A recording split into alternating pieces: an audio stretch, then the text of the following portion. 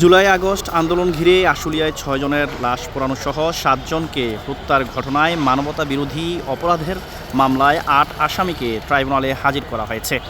দর্শক, এই মুহূর্তে আপনারা দেখতে পাচ্ছেন মামলার রায় ঘিরে ট্রাইব্যুনাল এলাকায় কিন্তু নিরাপত্তার যে ব্যবস্থা সেই ব্যবস্থা জোরদার করা হয়েছে। র্যাপিড অ্যাকশন ব্যাটালিয়ন র্যাবের সদস্যরা রয়েছেন, যাদের নতুন নামকরণ করা হচ্ছে SIF, তারা রয়েছেন এবং বিজিবির বর্ডার গার্ড বাংলাদেশ বিজিবির সদস্যরা রয়েছেন। এছাড়াও সেনাবাহিনীর সদস্যরাও কিন্তু নিরাপত্তার দায়িত্বে রয়েছেন। দর্শক, একটি বিষয় আমরা আপনাদের জানিয়ে রাখি, আজকে সকালে প্রিজন ভ্যানে করে কারাগার থেকে তাদের আনা হয় ট্রাইব্যুনালে। মামলার রায় ঘোষণা করবেন ট্রাইব্যুনাল 2-এর চেয়ারম্যান বিচারপতি নজরুল ইসলাম চৌধুরীর নেতৃত্বাধীন 3 সদস্যের বিচারিক প্যানেল। যারা গ্রেপ্তার হয়েছেন তারা হলেন ঢাকা জেলার সাবেক অতিরিক্ত police super crime and officer Mohammad Abdullahil Kafi, সাবেক অতিরিক্ত police super Savar circle Mohammad Shahidul Islam, ডিবির তৎকালীন পরিদর্শক Arafat Hossain, SI Malek, SI Arafat Uddin, ASI Kamrul Hasan, SI Sheikh Afzalul Haque ও কনস্টেবল মুকুল। কি বুকে বাংলাদেশ আর হাতে বিদেশি? এই যে হোয়াইট প্লাস প্রো সেনসিটিভ স্কয়ারের।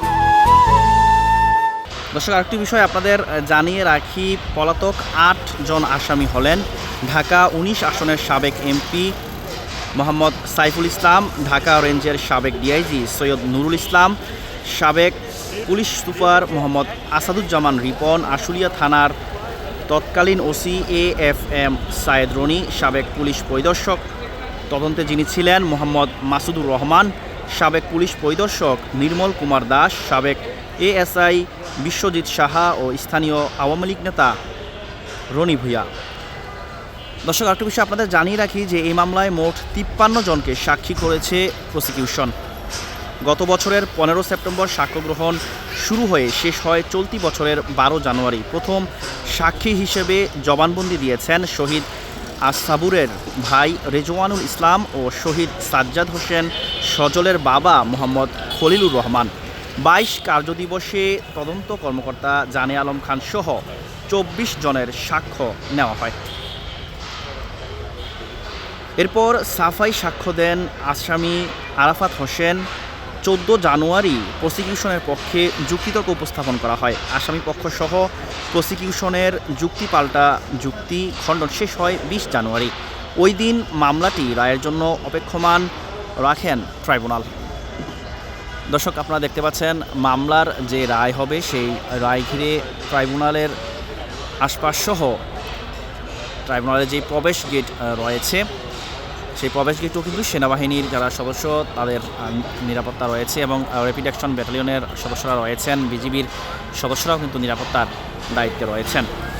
দর্শক, আরেকটি বিষয় আপনাদের জানিয়ে রাখি, পুনর্গঠিত ট্রাইব্যুনালে মানবতা বিরোধী অপরাধের মামলায় এটি 3য় রায়। গত 1 ফেব্রুয়ারি রায় ঘোষণার জন্য আজকের দিন নির্ধারণ করেন ট্রাইব্যুনাল 2-এর চেয়ারম্যান বিচারপতি নজরুল ইসলাম চৌধুরীর নেতৃত্বাধীন বিচারিক প্যানেল। এ ঘটনায় শহীদ হয়েছেন সাজ্জাদ হোসেন, সজল আসাবুর, তানজিল মাহমুদ সুজয়, বায়ুজিৎ বুস্তামি, আবুল হোসেন ওমর ফারুক ও মোহাম্মদ শাহাবুল ইসলাম। গত বছরের 21 আগস্ট আসামিদের বিরুদ্ধে অভিযোগ গঠন করে বিচার শুরুর আদেশ দেন ট্রাইব্যুনাল 2। সে সময় উপস্থিত 8 আসামি 7 জনই নিজেদের নির্দোষ দাবি করেন। তবে দোষ স্বীকার করে রাজসাক্ষী হিসেবে জবানবন্দি দিয়েছেন SI শেখ আফজালুল হক।